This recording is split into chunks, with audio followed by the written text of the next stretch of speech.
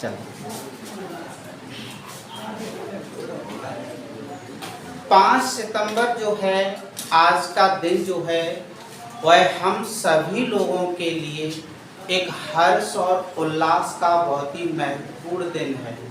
क्योंकि इसके लिए ही महत्वपूर्ण नहीं है कि एक 5 सितंबर के दिन एक टीचर्स डे मनाया जाता है, बल्कि एक नव युवक के लिए उसके जीवन की आधारशिला के लिए एक शिला विन्यास का जो है वह कार्य किया जाता है। इसमें 5 सितंबर का जन्म 5 सितंबर जो है वह डॉक्टर सर्वपल्ली राधाकृष्ण के जन्मदिन पर मनाया जाता है।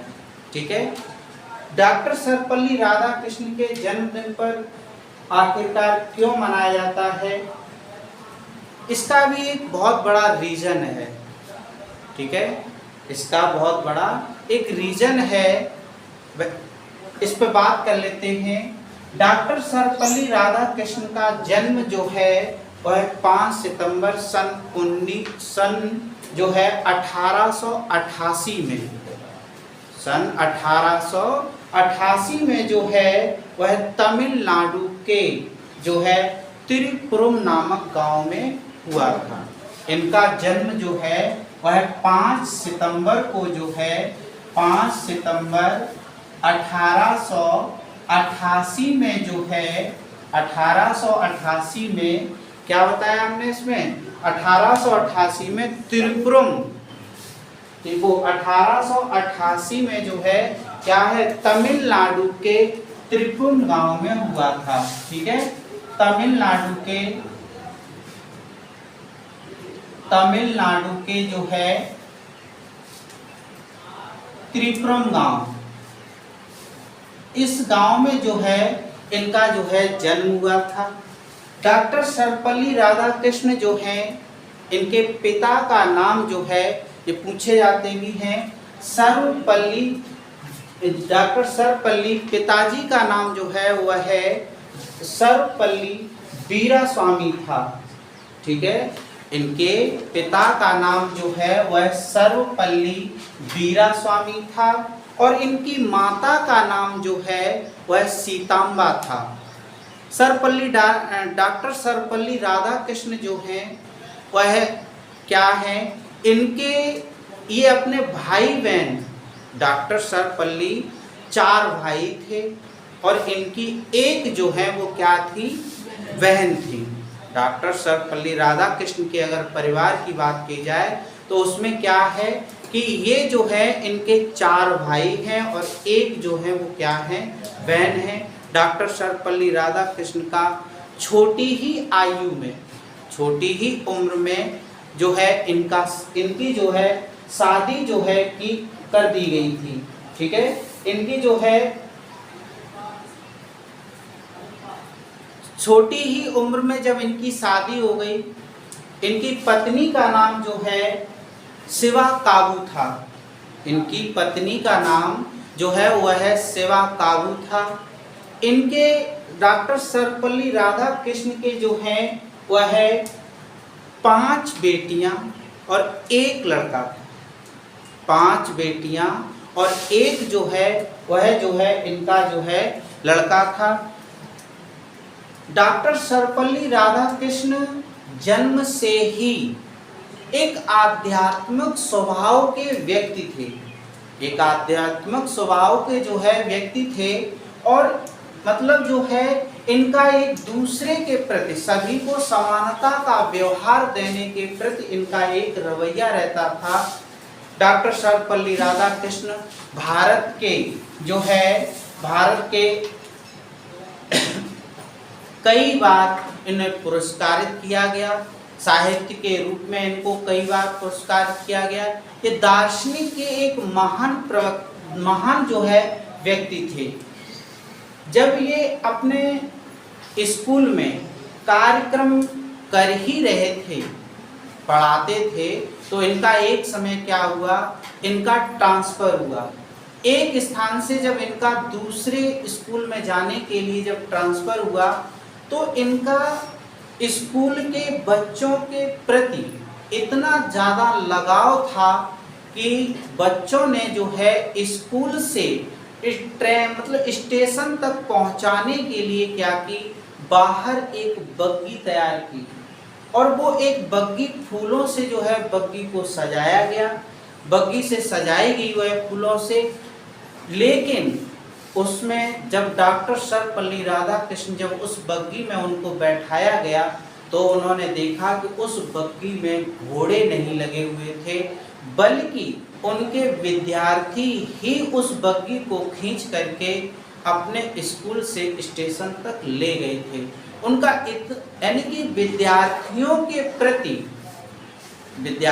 के प्रति उनका इतना अधिक क्या था, लगाव था। एक शिक्षक के रूप में उनका बहुत ही अच्छा लगाव था। शिक्षक अगर हम देखें इसमें, शिक्षक जो है ये 3 शब्दों से मिलकर बना है। शिक्षक में एक शब्द आता है सी, दूसरा आता है छ और तीसरा शब्द आता है का। अगर एक शिक्षक की पूरी परिभाषा को समझना चाहें तो इसमें जो है 3 शब्द आते हैं। एक पहला आता है सी और दूसरा आता है छ और तीसरा आता है का। सी का अर्थ होता है शिष्टाचार। सी का अर्थ जो है वह है शिष्टाचार से होता है, यानी कि एक शिक्षक में इस शिष्टाचार का गुण जो है वह उपस्थित होना चाहिए। दूसरा क्षमा, यानी क्षमावान होना चाहिए। शिक्षक जो है यहाँ पर छ का अर्थ होता है कि वह क्षमावान होना चाहिए। का मतलब है कर्तव्य परायण होना चाहिए। अब आता है शिष्टाचार। है क्या शिष्टाचार? शिष्टाचार कहते किसे हैं? यानी कि टीचर को भी दूसरे लोगों के प्रति, दूसरे लोगों के मान सम्मान की क्या होनी चाहिए, चिंता होनी चाहिए। शिष्टाचार में यही आता है। एक उन्हें भी किसका हमें सम्मान करना है, किससे किस तरीके से कौन सा व्यवहार रखना है, यह शिष्टाचार के अंतर्गत आता है। क्षमावान होना चाहिए। ऐसा नहीं कि किसी ने अगर किसी विद्यार्थी से अगर गलती हो जाती है तो पता लगे उसे दंड ही देते रहें, बल्कि क्या है उसको समझा करके उसे क्षमावान होना चाहिए, यानी क्षमा का गुण भी उनके अंदर जो है वह उपस्थित होना चाहिए। का कर्तव्य परायण होना चाहिए। ठीक है, उन्हें अपने कर्तव्य के प्रति उन्हें अपनी चिंता होनी चाहिए। ऐसा ना हो कि पता लगे स्कूल तो खुला है 6 बजे, 7 बजे खुला, पहुंच रहे 11 बजे, तो ऐसी कर्तव्य परायण नहीं, कर्तव्य परायण होना चाहिए। उन्हें अपने कर्तव्य का सुचारू रूप से क्या होना चाहिए, ध्यान होना चाहिए। अगर किसी शिक्षक में, अगर किसी व्यक्ति में ये 3 गुण अगर पूर्ण विद्यमान है तो वह शिक्षक है। हर व्यक्ति इस संसार में, हर व्यक्ति जो है वह क्या होता है, शिक्षक के तौर पे ही होता है। या हम ये कह सकते हैं कि हम लोग किसी न किसी व्यक्ति से हर समय कुछ न कुछ क्या करते रहते हैं, सीखते रहते हैं।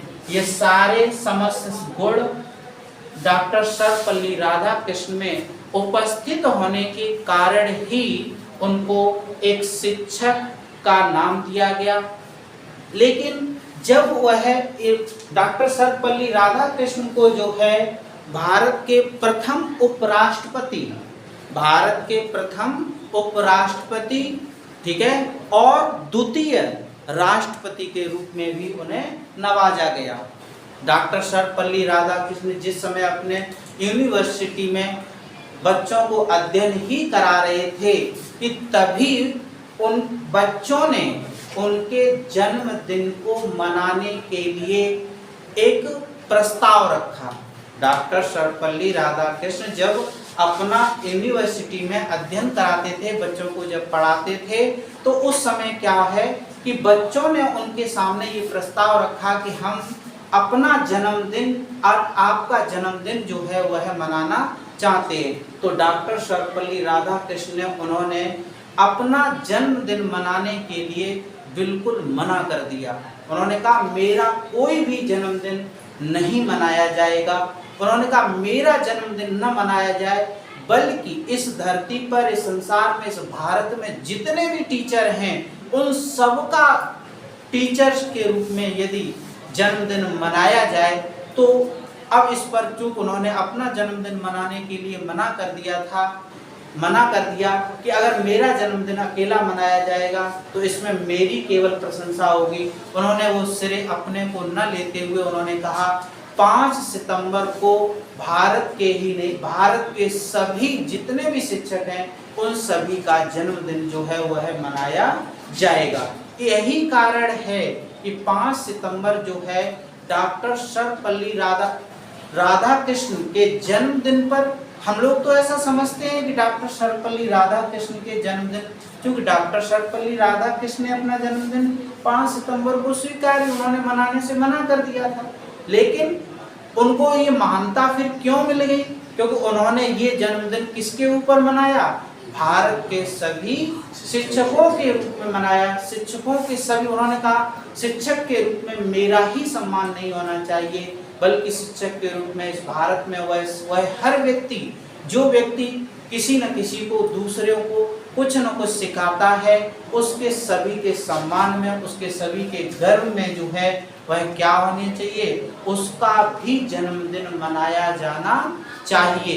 तो आज के दिन डॉक्टर सर्वपल्ली राधाकृष्ण का जो जन्म है वह उनके जन्मदिन पर भारत के उन सभी शिक्षकों का भी जन्मदिन जो है वह मनाया जाता है।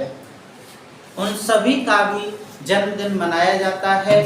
शिक्षक के रूप में डॉक्टर सर्वपल्ली राधाकृष्ण एक भारत के ही नहीं, भारत के ही नहीं बल्कि विदेशों में भी बहुत ही माननीय एक व्यक्ति के रूप में रहे। इन्होंने विदेशों में भी जाकर के कई जगह अपने भाषणों में, ये दार्शनिक के बहुत ही महान प्रवक्ता रहे हैं। दार्शनिक की इन्होंने पुस्तकें भी लिखी हैं। इनके जीवन में कई संघर्ष आए, इनके जीवन में जो है कई संघर्ष आए। स्कूलों में भी शिक्षा भी बहुत ही मुश्किल से हुई है, क्योंकि डॉक्टर सर्वपल्ली राधाकृष्ण कोई बड़े रिचेस्ट परिवार से नहीं थे, एक नॉर्मल परिवार से ही अपना जीवन व्यतीत करके संघर्ष करके जो है ऊपर की ओर गए हुए थे। एक नॉर्मल परिवार से ही, एक सामान्य परिवार से ही निकल करके ऊपर गए थे। और वर्तमान समय में जो कोई भी अगर शिक्षक के रूप में देखा जाए तो उसमें ये गुण सभी जो है उसमें क्या होते हैं? विद्यमान हो, यानी कि वह तो उसको जो है एक शिक्षक के रूप में देखा जा सकता है। शिक्षक किसी भी व्यक्ति के जीवन निर्माण की एक मुख्य धारा होती है, मुख्य धारा होती है। क्योंकि आज अगर हम अपने गुरुओं को सत नमन करते हैं कि उन्होंने हमें इतना कुछ सिखाया, ताकि आज हम आप लोगों को इतना बता सकते हैं। जिनमें से बहुत सारे कुछ गुरु जो हैं वो वर्तमान में हमारे हैं, कुछ गुरु ऐसे भी हैं जो वर्तमान में अब नहीं हैं। उन सब का जो है हमारे जीवन में, मैं अगर अपनी ही बात करूं तो मेरे जीवन में उनका भी बहुत बड़ा महत्व रहा है। कई बार टूटे, कई बार परामर्श लिए, तो उन्होंने सही मार्ग बताने में काम, गुरु हमेशा सही मार्ग बताने में जो है वो क्या करते हैं? कार्य करते हैं। ठीक, तो इन्हीं बातों के साथ मैं अपनी बात को विराम देता हूँ। जय हिंद, जय राम। Thank you.